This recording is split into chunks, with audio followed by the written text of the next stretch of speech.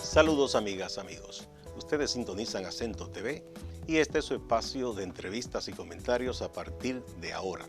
Recuerden ustedes que nos están sintonizando en el canal 38 de Claro TV, en los canales 39 y 439 de Altiz y en el canal 41 de Star Cable en Santiago de los Caballeros. También en las páginas acentotv.do y acento.com.do.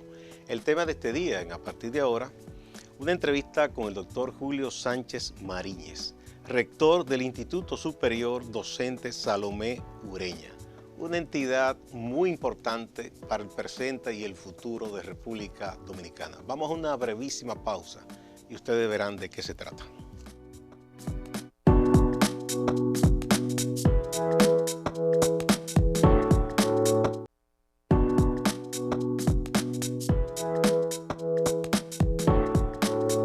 Gracias por acompañarnos. Doctor Julio Sánchez Mariñez, bienvenido. Muy buenas, Gustavo. Un placer estar contigo y agradecido de estar en tu programa. Bien, vamos a comenzar por explicar a nuestro público qué es el Instituto Superior Docente Salomé Ureña. ¿Es una universidad más, una escuela más o qué? Es una universidad, pero la manera más simple de yo explicarlo es que siempre digo que si estuviéramos en México se llamara la Universidad Pedagógica Nacional, si estuviera en Colombia se llamara la Universidad Pedagógica Nacional, y así puede seguir Honduras, Argentina, Cuba. Es la universidad especializada y concentrada en la formación de los profesionales que necesita el sistema educativo dominicano. Que nosotros hasta el momento no teníamos. Que no teníamos con el posicionamiento que tiene ahora. De hecho, la Ley General de Educación del 97 reunió todas aquellas escuelas normales que eran a nivel técnico y la convirtió a nivel superior. Pero una cosa es lo que se pone en una ley y otra cosa es lo que la ejecutoria va haciendo después. Entonces, gran parte de la labor que se viene desarrollando en los últimos años, el último quinquenio, es posicionarla ya claramente como la universidad de formación de los docentes y profesionales de la educación en República Dominicana. Alguien pudiera preguntar, doctor, bueno, pero aquí las universidades forman maestros. ¿Qué diferencia habría? Yo diría que hay tres. Lo primero, cuando tú te especializas, acumulas una experiencia y una concentración que hace una diferencia. Yo he estado en otras universidades y están preocupados por la carrera de medicina, por la carrera de ingeniería, por la de derecho, por la de comunicación. En el caso del ISFODOSU, de la pedagógica dominicana, es exclusivamente el sector educación y eso le da una fortaleza. La segunda es que ha podido beber, por así se dice, de la fuente de tradición de las escuelas normales que vienen de Eugenio María de Hostos y de Salomé Ureña de fines del siglo pasado, y ha podido ayornar, poner al día esa tradición. Y la tercera es que tiene todo el soporte de la sociedad a través de esta decisión que se tomó por todo ese movimiento social que recordamos del 4% del PIB para la educación, del Pacto Nacional por la Educación, lo cual le da un respaldo institucional y material muy importante.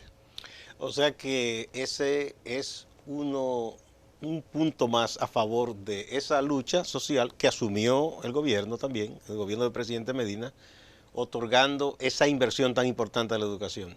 Así es esa inversión que asciende a casi la quinta parte del presupuesto nacional, que se ve más grande que cuando uno dice el 4% del PIB, y también lo del Pacto por la Educación, que abordó los temas cualitativos, además de los temas materiales y financieros. Bueno, ¿cuándo formalmente empieza ya con la categoría de la universidad pedagógica el instituto? ¿Cuándo empezó? Mira, tenemos que hablar de tres etapas muy rápidamente. Con la Ley General de Educación del 97 está la declaratoria de que esas escuelas normales se reúnen bajo un instituto, en una universidad, y empieza el proceso de transformación. De hecho, la sala de nuestra Junta de Directores honra a Francisco Polanco, ese académico, que fue el primer director ejecutivo del proceso, para mí el primer rector, pero se llamaba así. Hay un segundo momento que viene dado con decretos y resoluciones del Consejo Nacional de Educación, ya de mitad de los 80, con normativas que rigen las licenciaturas en educación. Y hay un tercer periodo que viene del 2012, precisamente con el 4%, y posteriormente con el 2015, con la firma del Pacto por la Educación. Yo siento que en la presente gestión, una manera popular de decirlo era que el instituto venía haciendo un trabajo aproximándose a la universidad, pero como decimos popularmente, no sacaba el pecho. ¿Eh? Y entonces con este espaldarazo de la sociedad y del gobierno, hay que decirlo, pues en los últimos 5 o 6 años, se ha posicionado como una universidad con el mismo reputación y el mismo derecho que las demás universidades del país, pero como líder en la formación docente. El Instituto Salamoreña opera como una universidad con cierta autonomía o está adscrita al Ministerio de Educación Superior. Tiene una bifurcación. Por la Ley Orgánica de Administración Pública, como institución descentralizada, está adscrita al Ministerio de Educación y recibe sus fondos y la aprobación de su presupuesto desde el Ministerio de Hacienda por vía del Ministerio de Educación. De Educación, no el MESI, sino no, el Ministerio de Educación, MINER. Sí, el MINER. Pero la regulación de su operación académica y de sus planes de estudio, como son de educación superior, son del MESIT, del Ministerio de Educación Superior. Ahora, déjame decirte, una de las cosas que ha conquistado es primero autonomía académica. Primero porque responde responsablemente a las necesidades del sistema educativo y esa la diagnostica el MINER, qué necesita, qué se requiere. Pero los planes de estudio, la manera de operar, lo dictan sus propios organismos. Y segundo, tiene autonomía de gestión. Una vez se le aprueba el presupuesto, la administración y ese presupuesto, lo bueno y lo malo que se haga con ello, es responsabilidad de su junta de directores, de su rectoría y de su consejo académico. O sea, que así que operan las cosas. Bueno, ya en estos años ustedes ya tienen promociones, hay gente que se ha graduado ya, ¿cierto? Así es. ¿Cuántos maestros se han formado ya? Nosotros a lo largo de todo el tiempo que venimos operando hemos formado unos 35.000 docentes, sin contar los que han hecho diplomados, cursos, los que han tenido grados, ya sea licenciaturas o especialidad o maestría, que son los grados formales. En los últimos 6 años hemos formado unos 9.000 docentes, que lo más importante es que son los primeros que aprueban los concursos, quedamos en primer lugar en los que aprueban los concursos de oposición que ha realizado el Ministerio el Ministerio de Educación, el MINER, de 2013 a la fecha. Nunca hemos tenido menos del 88-85%. Para ponerlo en términos populares, 8, casi 9 de cada 10 de nuestros egresados que se presentan aprueban ese concurso, que es la puerta de entrada legítima para una plaza docente. Y la gente dirá, bueno, ¿qué significa 80% o 88%? El promedio de éxito de los que se presentan a los concursos anda por el 35%, sin menos de 4. Procedente de otras instituciones. Del conjunto de instituciones que graduamos licenciados en educación. ¿Y ustedes han tenido algún tipo de retroalimentación del MINER, de que el recurso que sale del IFODOSU está dando los resultados que se esperaban? Tenemos 3 tipos de retroalimentaciones. La que ofrece los concursos como puerta de entrada. La segunda que tenemos es la de los directores regionales, directores distritales y directores de centros, que nos afirman que prefieren nuestros estudiantes. Y me gustaría luego decirte uno de los factores por los cuales los prefieren. Y la tercera, de los centros privados, porque también algunos de ellos se están peleando por los graduados del IFODOSU. Van a los centros privados. Muchas veces van a los centros privados como primera plaza, y cuando hay concursos de oposición, como hay más estabilidad y mejor salario en el sector público, se movilizan, pero tenemos muchos en el sector privado también. Es importante eso, o sea que ustedes forman para la educación, no Así con es. exclusividad para el sector público. No con exclusividad, formamos para el sector educativo en Usted me sentido quería general. anotar algo sobre el porqué de la preferencia. Muchas gracias, Gustavo. Yo creo que el buque insignia que tenemos, y esa es una diferencia con las demás instituciones que forman docentes, es que si bien ellas tienen prácticas docentes y pasantías, nosotros al concentrarnos exclusivamente en educación, nuestros estudiantes acumulan 1.354 horas de prácticas supervisadas por profesores del instituto a lo largo de su carrera. No una pasantía al final, sino desde el tercer cuatrimestre, desde que han tomado un mínimo de asignatura, empiezan con pequeñas prácticas, observación y comentario, microenseñanza, que es enseñar una lección, hasta el último año en que tienen la responsabilidad de enseñar un curso en el sistema educativo, instituciones públicas o privadas, pero enseñar un curso supervisado. Eso logra que el estudiante, cuando llegue al aula ya como profesor, como egresado, el nivel de improvisación sea mucho menor. Se reduce. Por supuesto, siempre es un novato, ¿no? Pero no es lo mismo un novato. Yo la comparación que hago es con la gente es, supón que llegara un médico que se graduó en Harvard o en Stanford, pero que nunca ha visto un paciente, tomó toda la teoría. Frente a un médico dominicano que se haya graduado en una buena universidad dominicana, pero que tuvo práctica, empezó en consultorio, en hospitales, desde el segundo año de medicina. ¿Dónde tú llevarías un pariente? Yo, el mío, sé a dónde lo llevaría. Me atiende el de aquí. Y que ha visto en los pacientes situaciones difíciles también. En los hospitales, en las emergencias y demás. Entonces, ese factor es un factor distintivo que yo reconozco que no es fácil que cualquiera pueda hacerlo, pero al nosotros especializarnos en educación, tenemos ese sistema y nuestros egresados lo valoran altísimamente, además de otros componentes de su formación. Bueno, uno de los aspectos que durante muchos años, y eso usted lo sabe muy bien, se ha discutido cuando se habla de la educación es de la pérdida de rigor de muchas de nuestras academias. Las hay muy buenas, pero hay otras que, por la razón que fuere, no hay un tamiz para decirle, mire, usted no tiene las condiciones para ser un estudiante universitario, o por lo menos en esa profesión usted no puede. Y se había dicho durante muchos años que a quienes no daban para muchas cosas se les recomendaba irse a humanidades. Ya eso es una cosa medio ofensiva a quienes nos graduamos de humanidades. Y luego se les decía, bueno, Sabatino, tú estudias y tú puedes ser profesor de magisterio. O lo otro, periodista. Como que la gente que menos daba para algo podía ser periodista o educador. El rigor de ustedes, ¿aceptan a todo el mundo o cómo es la cosa? ¿Cómo se evalúan antes de entrar? Bueno, primero déjame decirte que yo recojo con el guante el rolling que lanzaste, porque yo fui a Humanidades, mi primer grado fue Psicología, ¿no? Exacto. En Facultad de Humanidades también junto con los de Comunicación. Y usted y los escuchó de ese Educación. rumor en ese momento. Por supuesto. Y uno se sentía mal. Con mucho dolor. Las cosas han empezado a cambiar por una serie de razones. En el ISFODOSU, en la Pedagógica Dominicana, admitimos por mérito académico.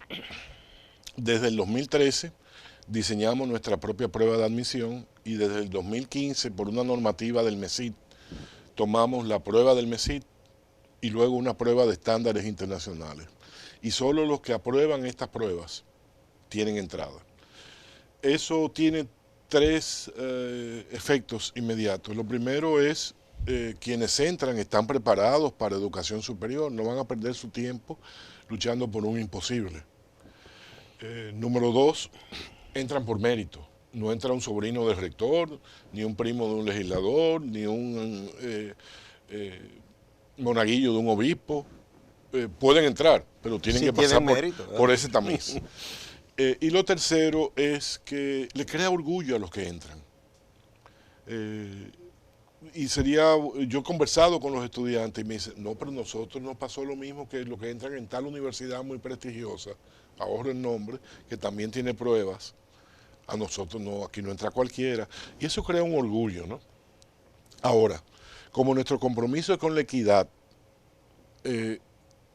y como muchas veces la falta o algunas faltas no son culpa de los muchachos y de las muchachas, nosotros tenemos una segunda puerta que es la siguiente. Si, solamente como ejemplo y para ilustrar, si tiene que sacar 500 puntos de 1000 mínimo en las pruebas, hay algunos estudiantes que sacan 450 puntos, 430, el margen no es alto. Nosotros le ofrecemos un propedéutico. Quizás tú recuerdes aquello que llamábamos el colegio universitario. Existe todavía. Bueno. Entonces, ese propedéutico de un cuatrimestre, para esos estudiantes que quedaron muy cerca del límite mínimo que se pide, porque el que quedó muy lejos no necesitaría un cuatrimestre, necesitaría hacer el bachillerato entero de nuevo, y eso no podemos. Ustedes no pueden hacer eso. Pero esos estudiantes nosotros los admitimos al propedéutico. No están admitidos a créditos superiores todavía, pero es un cuatrimestre de tiempo completo. Y tienen que tomar la prueba al final del cuatrimestre. Con los mismos rigores Con el mismo de lo que rigor. habían tomado antes. Sí, la misma prueba, con ítems distintos, pero la misma prueba. El POMA, que es la prueba del Ministerio de Educación Superior, y el PA, o prueba de actitud académica, que es la prueba internacional. ¿Sabe cuál es la tasa de éxito promedio con esos estudiantes que toman el propedéutico? 70%. Nada Es mal. decir, 7 de cada 10 aproximadamente, después de este cuatrimestre, resuelven esas deficiencias menores, relativamente menores, y entonces entran en mejor capacidad para seguir. O sea, se le da una recuperación. Una recuperación, yo le llamo propedéutico porque es para preparar, y popularmente se le llama nivelación. Sí. Bueno, el que entonces ya no pasa ahí, le dicen lo sentimos. Le decimos lo sentimos, nuestros orientadores tratan de orientarlos hacia otro tipo de programas, hay programas técnicos, hay programas del Infotep, lo hacemos con mucha pena, pero yo creo que peor es decirte, entra a lo que no puedes o no estás preparado. Y los resultados después para el sistema no serían buenos si una persona sin condiciones pasa. Exactamente. Sí. Lo que pasa es, ya no me da vergüenza decirlo, ya acumulo 35 años en el mundo de educación superior. Mira, lo que pasa es que cuando tú entras en un gran grupo que no está preparado, la matemática 1 se convierte en la 0.5. Pero la matemática 2 se convierte en la que va de 0.5 a 1. Y en la 3, la 1.5. Entonces nunca puedes completar, porque realmente, aunque el término no es el mejor, si la materia prima, sé que estamos hablando de seres humanos, pero si la materia prima no es buena, el producto que logra, por más que empeño que pongas, Además, no llega. La institución no tiene culpa y ni puede reparar un problema que vienen de años y por otras causas. Así es. Bueno, entonces en cuanto a los contenidos, ¿se estudia educación en general o alguien dice, quiero ser educador, pero mi fuerte, por ejemplo, son las matemáticas? ¿Se le da un concentrado en matemática o primero hay que pasar una parte general? Hay que pasar una mínima parte general. Nosotros tenemos 8 planes de estudio. Te los enumero rápidamente. 8. 4 en pre-secundaria. Por los niveles a lo que van a servir. Y 4 en secundaria. Tenemos educación preescolar o inicial y tenemos educación primaria, primer ciclo y segundo ciclo. Porque está dividido los 6 años de primaria, los 3 primeros años un ciclo, los segundos 3 años otro ciclo. Y tenemos educación física, y ahí corrijo, educación física prepara o para primaria o para secundaria. Entonces tenemos 4 planes en secundaria. Matemáticas, lengua y literatura, biología y ciencias sociales. ¿Qué ocurre con estos planes? El 15% de todos los créditos, que oscilan entre 160 y 180, está dedicado a estudios generales. El 35 a 40% psicopedagogía. Son cursos de pedagogía, de didáctica, de estrategias docentes, de evaluación, de psicología infantil o psicología del adolescente, depende si es primaria o secundaria. Y el resto, que llega en algunos casos casi al 50%, no menos del 40%, a la parte disciplinar. Si es biología, biología. Si es matemática, matemática. Y así sucesivamente.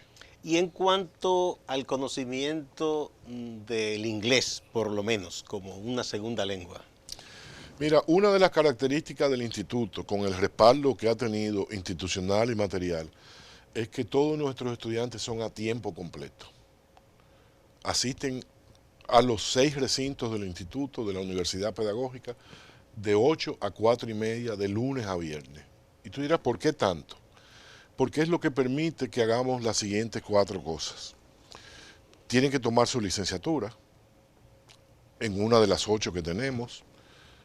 Hasta ahora, que por primera vez desde hace 2 años incursionamos en secundaria. Eso es una novedad. Tienen que tomar un diplomado de tecnología educativa de casi 400 horas, 396 para serte exacto, en tecnología educativa, cómo usar la tecnología en el aula. Y tienen que tomar inglés hasta alcanzar un nivel de proficiencia que les permita conversar y leer en inglés a nivel de los mismos egresados del programa de inglés por inmersión que se ha hecho tan popular. Y adicionalmente toman un programa de formación en valores.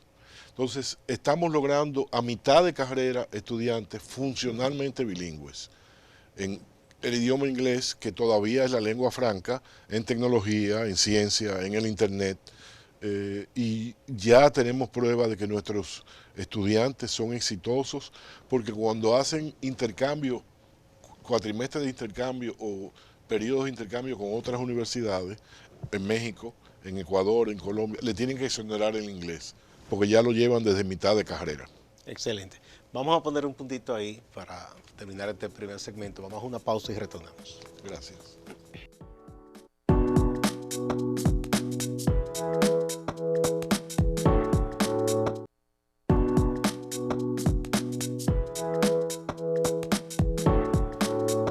Muchas gracias por continuar a partir de ahora. Estamos tratando un tema muy importante, educación, pero sobre todo la educación que forma a quienes van a ser educadores. Estamos conversando con el doctor Julio Sánchez Mariñez, rector del Instituto Superior Docente Salomé Ureña, una entidad que está formando a nuestros educadores y educadoras, a los que van a formar a nuestros alumnos. Vamos a ver, entonces, ¿son cuántos recintos ya? Tenemos 6 6. distribuidos en el territorio nacional. ¿Dónde están? Están en San Pedro de Macorís, allí se le conoce como el Juan Vicente Moscoso, que fue el maestrillo de Duarte, ¿no? En San Juan de la Maguana, el Urania Montaz, una profesora distinguida de la región. En Los Pepines, en Santiago, y ahora también ese mismo recinto en La Herradura, en Santiago, está el Emilio Prudón. Un incidente aquí.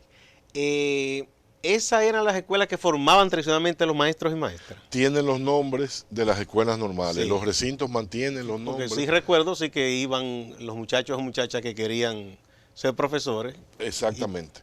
Que eran maestros bachilleres en esa época, ¿no? Sí. Ahora esos recintos lo que hacen es que requieren bachillerato y forman licenciados. Muy bien. En Licey al Medio, que nos permite estar muy cerca de Hermanas Mirabal, pegadito de Moca, de Payat y de Santiago, está el Núñez Molina. Ahí van 4 recintos que están fuera de la provincia de Santo Domingo. En el Distrito Nacional tenemos el Félix Evaristo Mejía, emblemático, porque, Sí. que está en la urbanización Renacimiento, cerca de la avenida Luperón, y en la urbanización Honduras, cerca del Centro de los Héroes, está el Eugenio María de Hostos, que lo bautizamos en esta gestión porque antes se decía el de educación física. Sí, que era INEFI, se llamaba No, antes. el INEFI está ahí, Está. el Instituto de Educación Física, pero el recinto, que es del IFODOSU, que es el que tiene la mayor parte de esa manzana, está ahí y ese está especializado en educación física hasta ahora. Muy bien. Yo digo que tenemos 6 y medio. ¿Y el medio cuál es? Porque había una escuela normal que se llamaba la Américo Lugo en San Cristóbal. Esa nunca se incorporó al instituto. Entonces reconquistamos la plaza operando en el Loyola de San Cristóbal. No tenemos un edificio, no tenemos una cancha, pero tenemos allí grupos de estudiantes, porque lo que queremos es que aprovechen estas becas que tenemos, que son becas completas, si tienen el mérito, de manera que, y segundo, al ser estudiantes a tiempo completo, pues procuramos acercar a los estudiantes, ya sea posicionándonos en el Loyola, en un acuerdo interinstitucional, o ya sea ofreciendo residencia. 25% de nuestros estudiantes tienen residencia. Son los que viven muy remotos de esos 6 recintos que te acabo de mencionar. Bien, hablemos entonces de las becas.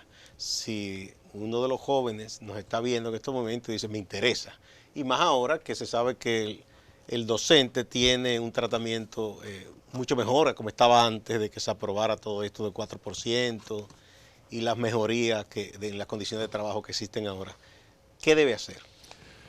Estamos, como diría alguien, buscando almas que salvar. Eh, Nosotros tenemos para todo el estudiante que cumpla con los requisitos de entrada, tenemos becas que ahora vamos a hacer un costeo para afinar los números, pero el costo de los estudios de 4 años, lo que estamos otorgando es 1,5 millones de pesos. ¿Por qué? Porque es a tiempo completo, con desayuno, almuerzo y merienda. Los que tienen residencia, cena y viven en el recinto. Entregamos a los estudiantes de nuevo ingreso un paquete de material educativo, su mochila, su calculadora, libretas, etcétera. Y ahora estamos en un proceso con el Servicio Nacional de Salud de abrir dispensarios médicos en cada recinto. Entonces ese paquete de servicio a tiempo completo tiene ese valor. 4 requisitos para entrar: ser bachiller. Segundo, aprobar la prueba POMA, aprobar la prueba de aptitud académica y cumplir con la documentación necesaria. Su acta de nacimiento, su cédula cuando ya la adquieren, porque tenemos estudiantes de 17 años que entonces los remitimos a la Junta para que le dé la cédula de menor de edad. Esos son los requisitos fundamentales. Y el deseo y la voluntad. De manera que se pueden acercar a cualquiera de los recintos que mencioné o llamar, pero la manera más fácil de tener información y de iniciar el proceso es por nuestra página web www.isfodosu.edu.do de Dominicana. La repito, www.isfodosu.edu.do.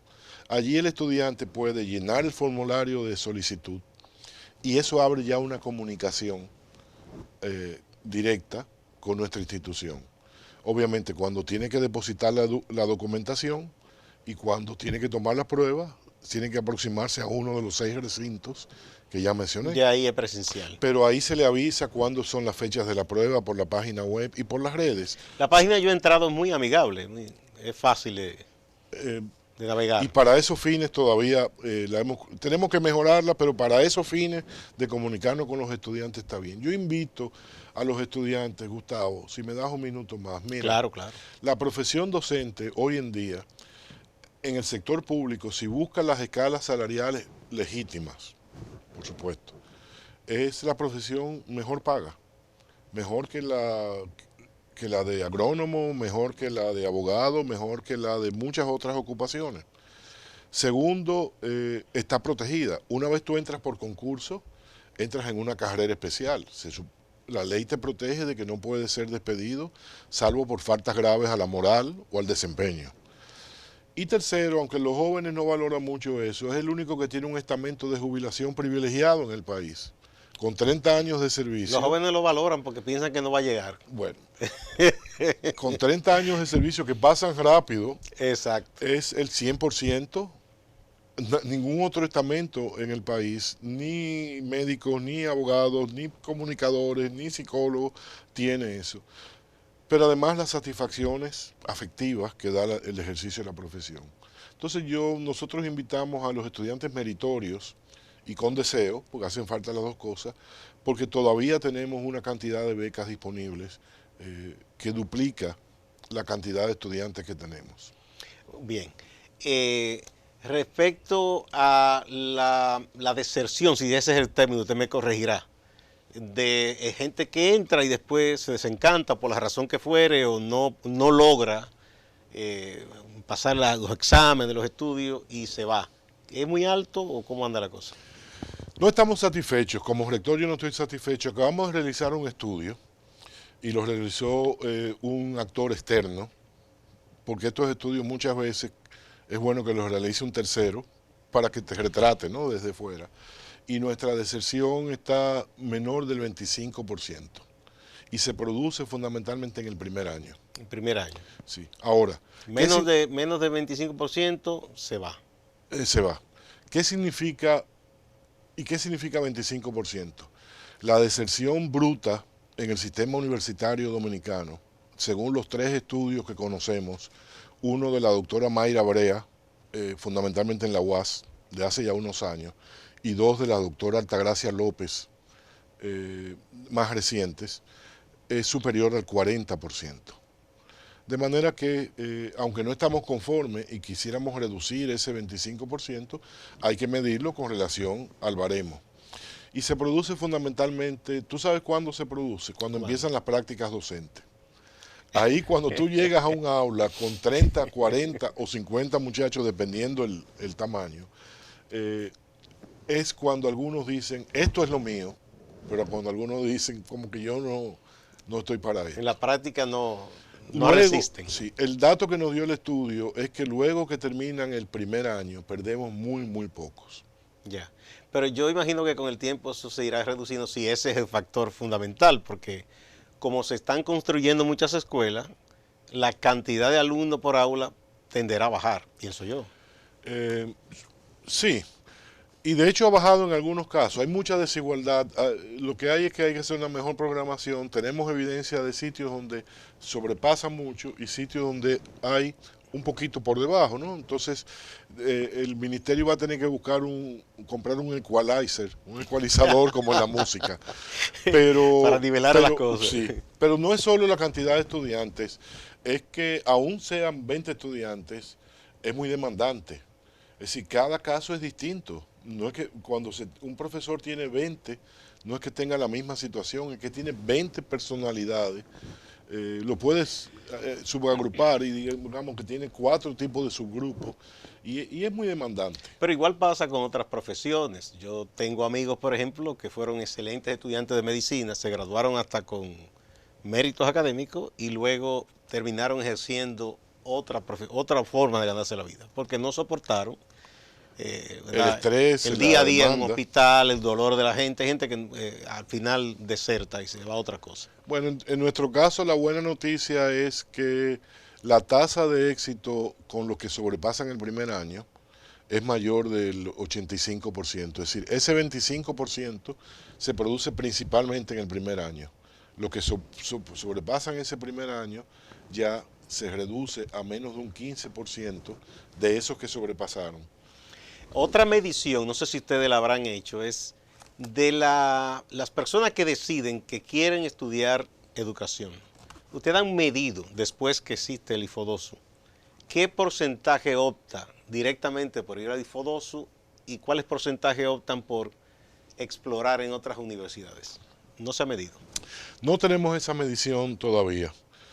Sin embargo, sí tenemos el hecho de que la mayor parte de nuestros programas de maestría y de posgrado, que ahora los hemos relanzado, y tenemos maestrías, para mencionar 4 nada más, en matemáticas, en lengua y literatura, en biología, en acuerdo con la Universidad ISA, con el ISA de Santiago, y estamos prestos también a una en ciencias sociales, que son las 4 áreas básicas del currículum. Pues la enorme mayoría de nuestros participantes en esa maestría son egresados, lo que igual quiere decir que vuelven o quieren volver a nosotros. Ahora, ¿cuántos se han ido a posgrado en otra universidad? Honestamente no tengo la estadística. No han hecho ese cruce. Todavía no la tenemos. No.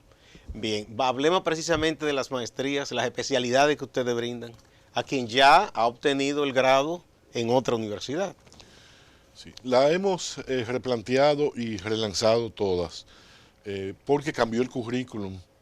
El Consejo Nacional de Educación cambió el currículum para primaria y secundaria, entonces había que adaptar los planes de licenciatura y los planes de maestría. Nosotros tenemos la siguiente programa de maestrías. Tenemos la maestría en educación física, somos de las pocas universidades que tenemos, 2 o 3 nada más. Tenemos la maestría en educación inicial Y en ese caso también tenemos la especialidad, que es un posgrado de un año que no llega a La maestría. educación inicial, Preescolar. preescolar, Sí, básicamente, ¿no? pero está orientada con el cambio a tener las estancias infantiles que atienden desde meses de nacido. Entonces ya no solo para el kinder, como decíamos antes, sino también para trabajar con los... Maternal, como llaman algunos colegios. Exactamente, exactamente. Tenemos la maestría en matemáticas, orientada a la educación, por supuesto, para enseñar matemáticas. Tenemos la maestría en biología, en acuerdo con ELISA, en Santiago, y en donde también muy probablemente trabajemos de acuerdo con la UNFU, en Santo Domingo, que son universidades que por tener agronomía, veterinaria, en el caso de la UNFU Medicina, pues tenía mucha gente de ciencias naturales y nos refuerzan en ese sentido. Tenemos la maestría en ciencias sociales, esperamos junto con la Universidad de Sevilla una maestría en educación a distancia, en e-learning, abrirla próximamente. Y tenemos especialidades en muchas de esas mismas, en matemáticas, en biología. Las especialidades son programas de un año de duración solamente. Con la Universidad Internacional de La Rioja tenemos semipresencial, tenemos una maestría en psicología y neurociencia, que es un área muy novedosa acá. Ese es el paquete de programas que tenemos. Tenemos también 15 de nuestros profesores haciendo doctorado con la Universidad de Sevilla. Pero respetamos, hasta que no tengamos un número de ellos que hayan completado el doctorado y tengamos una planta de doctores, no pensamos abrir un doctorado propio. Pero eso está en el horizonte, porque por eso te menciono, estos 15 que tenemos con la Universidad de Sevilla y uno que tenemos con la Universidad de Barcelona, esperamos tener en el futuro algunos con la Universidad de Coruña también, pero aún solo lo tenemos en maestría. Cuando tengamos un grupo suficiente, entonces incursionaríamos en el doctorado en educación. Bueno, qué bueno que estemos trabajando de esa forma en nuestro país, porque educar, la gente se olvida, eso es ciencia, hay que aprender a enseñar. Por más que uno sepa de algo, quizá no sepa enseñar eso que uno sabe, ¿verdad? Mira, hay una frase que a mí me fascina, que se le atribuyen a Michael J. Fox, El actor. el actor, el que tiene Parkinson Sí, ahora sí. y que es famoso por aquello de Volver al Futuro, la trilogía, que dice, si tu estudiante no aprende de la manera que enseñas, probablemente tengas que enseñarle de la manera que él aprende. Entonces, esa frase que me parece mortal, implica el gran esfuerzo que tenemos que hacer. No es solamente que nuestros egresados o los de cualquier universidad sepan, sino que uno, estén motivados a que sus estudiantes aprendan, y segundo, que pueda rejugar con distintas estrategias, distintos recursos, sobre todo por lo que nos viene, Gustavo, es decir, no lo que nos viene, lo que ya tenemos es una juventud y unos niños eh, con acceso a la tecnología, con acceso a la información que viene por la tecnología, con acceso incluso a la distracción que viene por ahí, en las cuales no se puede manejar como me manejaron mis profesores a mí en la historia patria, ¿no? No, ni la pizarra aquella y la tiza, ¿verdad? Eso va Y un desapareciendo. profesor allá adelante, una profesora hablando y 40 mirando tranquilamente, Copiando un cuaderno. copiando un cuaderno, ya, y entonces el reto de la formación, y por eso, además del inglés, te digo, el uso de la tecnología educativa es algo que nosotros hemos puesto mucho empeño. Ahora, gracias al aporte de los programas gubernamentales, tengo que reconocerlo, por ejemplo, 400 de nuestros egresados que tienen mérito, y no mérito para alguien súper extraordinario, fíjate, estoy hablando de 400 de los que van a egresar próximamente, como saben usar la tecnología, recibirán una laptop para apoyar el uso de esa tecnología, ¿no? Y lo pongo como un ejemplo de las cosas que tenemos que hacer para poder cumplir ese precepto de Michael J. Fox, que a mí me parece incuestionable, ¿no? Sí. Bueno, entonces sí, para enseñar hay que aprender a enseñar. Y la administración de la educación moderna, ¿no requiere también una especialización? ¿O cualquiera, por ser buen profesor, puede ser director, puede dirigir un departamento educativo o hay que aprender?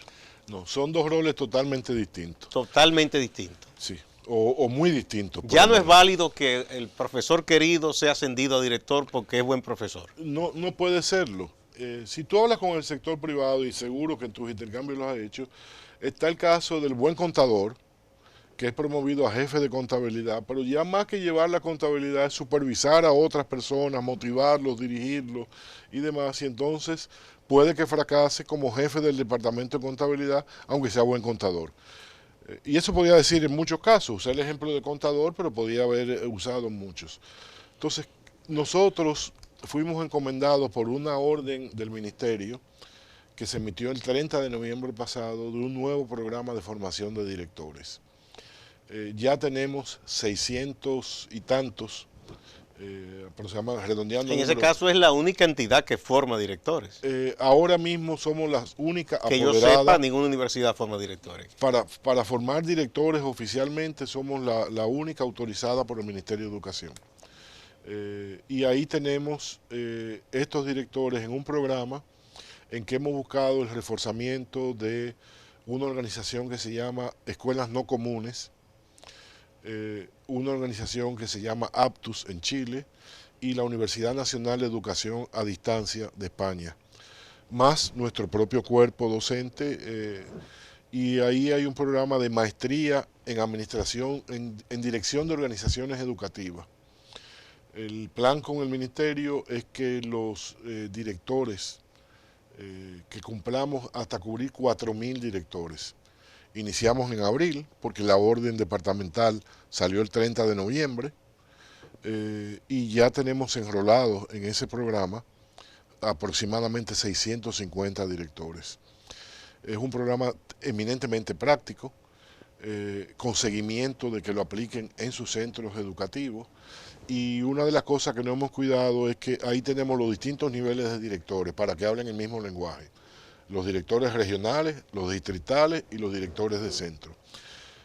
Y es una formación distinta, es decir, cómo dar retroalimentación a un profesor, cómo manejar la disciplina escolar, cómo manejar el clima entre los maestros. Entonces tú puedes ser un buen profesor, pero tú no estás preocupado de cómo tú manejas el clima entre los demás, o cómo tú manejas la disciplina escolar, sino la del aula, y ya viene la disciplina del centro. O cómo tú realimentas a otro profesor, tú estás buscando que te den retroalimentación, pero ya el director tiene que decir, mira Julio Sánchez, observé tu aula y noté esto, qué bueno que lo estás haciendo, pero cuida estos aspectos. Todo eso requiere entrenamiento. Ese programa lo tenemos muy orgullo. Ahora viene un estudio de línea base de cómo están los centros donde están esos directores, para dentro de 2 años, cuando ellos terminen el programa, medir cómo siguen funcionando y poder evaluar el programa. Pero nos entusiasma muchísimo y con eso respondo a tu pregunta. Por ser un buen profesor, no automáticamente soy un buen director. Lo difícil es lo contrario, que sea buen director sin haber sido profesor, ¿no? Vamos con su anuencia a otra pausa.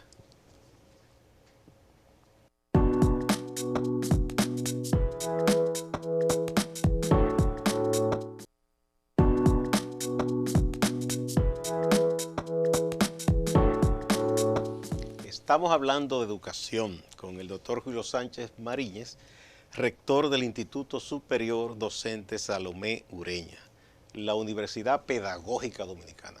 Muchos países tenían su pedagógica y nosotros no, pues ya la tenemos. Pero ustedes hacen mucho más. Ustedes publican unos libros ahí muy buenos de clásicos dominicanos. ¿Por qué se decidió la publicación de esos libros, doctor? Por 2 razones. La primera, además de la labor formativa como universidad, nuestra misión dice que debemos velar por el cuidado, el mantenimiento y el enriquecimiento del patrimonio cultural dominicano, artístico, monumental, literario, científico, etc. Eso es inherente a la educación. Eso y a toda universidad. Pero la segunda razón es que nos preguntamos qué debe leer cada docente mínimo en las áreas no técnicas, porque están las pedagógicas, está matemáticas, si va a ser profesor de matemáticas, sino en la cultura dominicana. y decidimos iniciar una editorial universitaria, sin fines de lucro.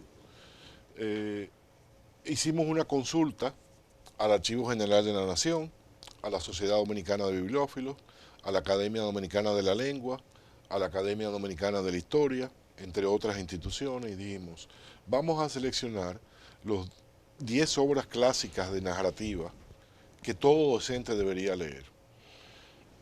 Se votó, se hizo como un Delphi Group, el rector designó en ese caso 2 asesores del rector, que fueron la profesora Ruth Nolasco y el sacerdote Pablo Mella, y por consenso se escogieron estas 10 obras. Enriquillo de Galván, Over de Ramón Majrero Aristi, y así sucesivamente. Obras clásicas, no recientes, pero que forman parte del patrimonio dominicano. Publicamos esa primera colección, el público la ha recibido muy bien, la pusimos en bibliotecas escolares y dijimos, pero esto se va a agotar. Entonces las hemos convertido en libros electrónicos, tanto en PDF simple como ebook o ebook. Están a través de nuestro portal completamente gratuitos, lo cual le da sostenibilidad en el tiempo. Hay que recordar el portal que es isfodosu.edu.do. Exactamente. Para todo el que quiera leer en línea esos libros. Lo puede descargar, no tiene ni siquiera que registrarse. Como tuvo tan buena receptividad, porque incluso logramos la colaboración de intelectuales dominicanos que hicieron los prólogos de cada obra. Estoy hablando de Soledad Álvarez, Roberto Casá, Mármol, José Mármol, estoy hablando de José Rafael La Antigua, estoy hablando de Muquien San, que hicieron los prólogos y que además grabaron conferencias para que queden en videoconferencia de sus prólogos. Entonces ahora estamos trabajando con una colección, tan pronto la tenga, ten seguro que te la traeré por acá, pero permíteme no decir los títulos para dejar el efecto sorpresa. No, está bien. Ahora es de ensayos. Ah, excelente. Una colección, creo que el número igual, van a ser 10 ensayos clásicos. Eso va a comprometer a este rector o al rector o la rectora que venga en el próximo periodo a que aborde la poesía, digo yo, u otro género. Pero la idea es crear la biblioteca mínima de los clásicos que cada docente y cada estudiante de pedagogía deba tener acceso y deba leer. No importa que estudie biología, matemática, de deporte, tiene que hacer esa lectura. No importa. Porque es una formación integral. La formación cultural y humanística tiene que ser un componente, yo entiendo que de cualquier profesional, pero mínimo de un profesional docente, independientemente de que vaya a ser profesor de tecnología, de matemática, porque es conocer su cultura, es conocer su patrimonio y es poder responder a las inquietudes del estudiante que ven en el profesor o en la profesora un referente moral. Bueno, el doctor Zaglú decía, que era médico psiquiatra, que el profesional que solo se atenía a los conocimientos de su área y no leía historia, literatura, era un tanto tosco. Yo comparto eso. Ojalá podamos hablar en algún momento algo. Mira, se ha popularizado mucho, y te voy a tomar un minuto para esto, el hecho de que hace falta mucho la formación STEM, por las siglas en inglés de ciencia, tecnología, ingeniería y matemáticas. Pero hay un movimiento dentro del mismo STEM ahora que le ha puesto una A. Y en lugar de STEM, que en inglés significa raíz, es STEAM, que en inglés significa vapor. Y dicen, la raíz te afianza, pero el vapor es lo que mueve. Y la diferencia es la A. Y la A es por artes. Arte simonizando arte, humanidades y diseño. Y es el reconocimiento de que cualquier profesional tiene que tener una formación, no tendrá que ser un humanista como Pedro Enrique Ureña No. o como Ortega y Gasset, pero tiene que tener un componente de formación humanística y muy probablemente a eso se refería el doctor Zaglú, ¿no? Cuando decía eso, sí, porque entendía que él decía incluso en un momento dado, le llegó a decir a algunas, como que sus colegas que él conversaba y veía que estaban totalmente ajenos a los asuntos de humanidades, como que él no, hasta como que desconfiaba de ellos. en un sentido. Yo tiendo a estar de acuerdo con ellos. Creo que Ortega y Gasset fue que en una ocasión, quizás aludiendo a eso, dijo que el especialista es aquel que sabe cada vez más de cada vez menos. Sí, sí, esos estancos. Esos En un momento estancos. como que se impulsó eso, esa división, pero se ha vuelto como a lo más general. Pero Sí. yo invitaría a todo el público de tu audiencia a que si se interesa en estas obras y que vea la colección completa, entre en www.isfodosu.edu.do, que allí tiene las 10 obras, los prólogos de las 10 obras, las videoconferencias de los prologuistas, y hay otros materiales que están también allí, no con el renombre de esta colección, pero además si se acostumbra, pronto a finales, inicio del año próximo, va a tener los 10 ensayos clásicos dominicanos. ¿Ustedes los colocan en librerías también para venta? Sí, lo colocamos en librerías, eh, no en grandes cantidades, pero para aquellos que quieren adquirirlo físicamente, que todavía tienen que acariciar y no leerlo digital, Es un placer que eh, no se compara con nada. exactamente. Están en las librerías de Santiago y de Santo Domingo, en las pocas que nos van quedando, vamos a Sí. decir la verdad. ¿Y revistas? ¿Ustedes tienen revistas también? También accesible por el portal, el mismo que hemos mencionado, está la revista caribeña de investigación educativa, RECIE.